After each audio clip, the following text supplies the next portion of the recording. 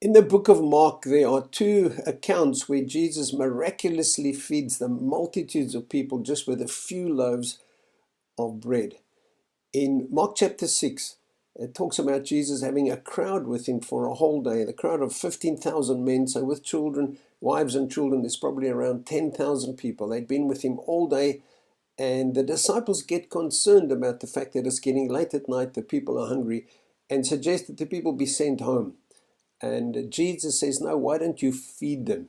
And they'd argue with Jesus that's going to cost about 8 months worth of wages to buy enough bread for all these people. And Jesus says, now what do you have? And they find a boy with some lunch, with 5 loaves of bread and 2 fish. And they say to Jesus, all we have are 5 loaves and 2 fish. And then Jesus says, okay, you divide up the crowd into groups of 50 and 100. And then Jesus takes this bread, he blesses it, and he breaks off pieces, and he gives them to the disciples to hand out to the people. Now, Jesus didn't create a big mound of bread for them to pass out. He gave them each a little piece of bread, and the miracle took place as they broke the piece of bread. And as they did that, you can imagine their excitement as the bread got fresher and bigger and more and more.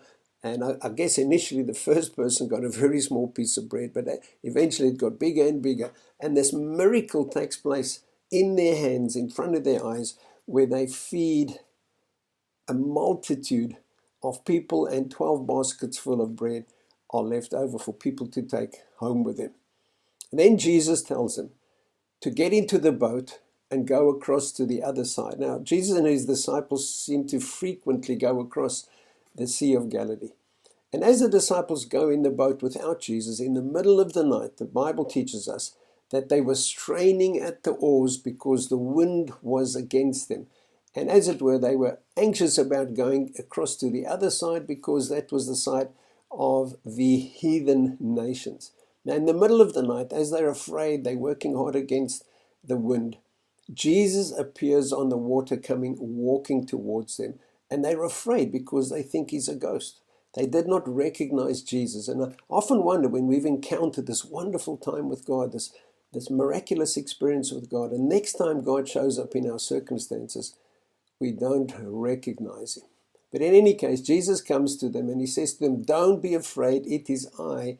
And he gets into the boat with them. And when he gets into the boat, the wind dies down. And this is what it says in Mark 6. They were completely amazed, for they had not understood about the loaves, their hearts were hardened. Another translation says, none of this had yet penetrated their hearts. Now, it's fascinating to me that the disciples who've been with Jesus all along, they're experiencing these miracles, that they could have a hard heart, that they could be callous towards the miracles and the stuff that Jesus is doing. And then in Mark chapter 8, it's as if Jesus has a rerun. Again, he's got a crowd of people with him. The Bible says 4,000 men, and again, with wives and children, many more people. They'd been with him for 3 days. And again, the disciples get concerned, and it talks about Jesus having compassion over them. And he tells the disciples to feed them. And this time, Jesus performs the miracle again with 7 loaves of bread. He feeds the multitudes, and there are 7 baskets full left.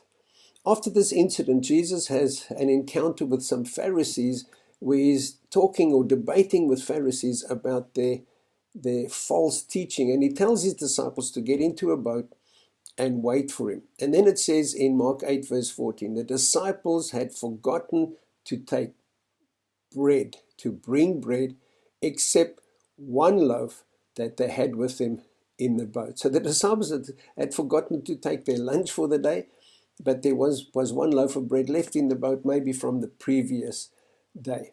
Then Jesus joins them in the boat and he says to them, you need to beware of the leaven of the Pharisees. And then the disciples start talking amongst each other. He said, you see, he's talking about leaven because we've forgotten the bread. We've forgotten to bring lunch for the day. And then Jesus says to him, he's very surprised, says, why are you talking about bread? Do you still not see and understand? Are your hearts still hardened? You've got eyes, but you don't see. You've got ears and you don't hear.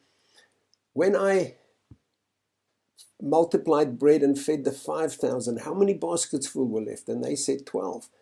And then he said, when I just multiplied the bread and fed 4,000, how many baskets full were left?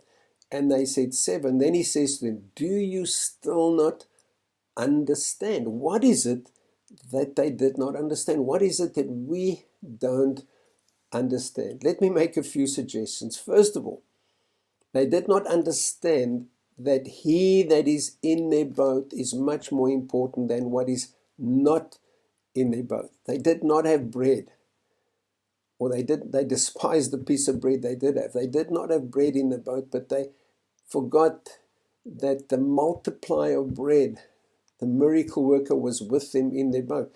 Now, there are many things we don't have in our boats. We don't have in our marriage. We don't have in our life. We don't have in our finances. We don't have in our own. We can list all the things we don't have. But remember, he that is in our boat is much more important than what is not in our boat. The second thing they didn't understand, that Jesus could do for them what he did for other people. He took bread, a little bit of bread, he multiplied that and fed the multitudes with it. Couldn't Jesus take the one piece of bread that was in a boat, if need be, and multiply that and feed them with it? We have to understand that Jesus that has blessed other people will bless us. What he's done for others, he can do for you. And thirdly, it seems like they despised their piece of bread. They did not understand that that piece of bread, although it might have been old from the day before, Jesus could have blessed it, multiplied it, and fed them with it. So don't despise the fact that he that is in your boat is much more important than what is not in your boat. Don't focus on the things you do not have. Focus on the fact that the miracle working, loving God that cares for you is with you in your boat. Secondly, don't despise the fact that he can do for you what he's done for others. Trust God to do the miracle for you. And thirdly, don't despise your piece of bread. Don't despise what you have in your hand. It might be a crumb, it might be a small piece of bread. And definitely don't throw your piece of bread, your talent, your gift overboard. If you did, you need to gather it together and give it to Jesus. Give him what you've got. Let him bless it and multiply it and feed the multitudes with it. Give him what's in your hand. Don't despise what you have.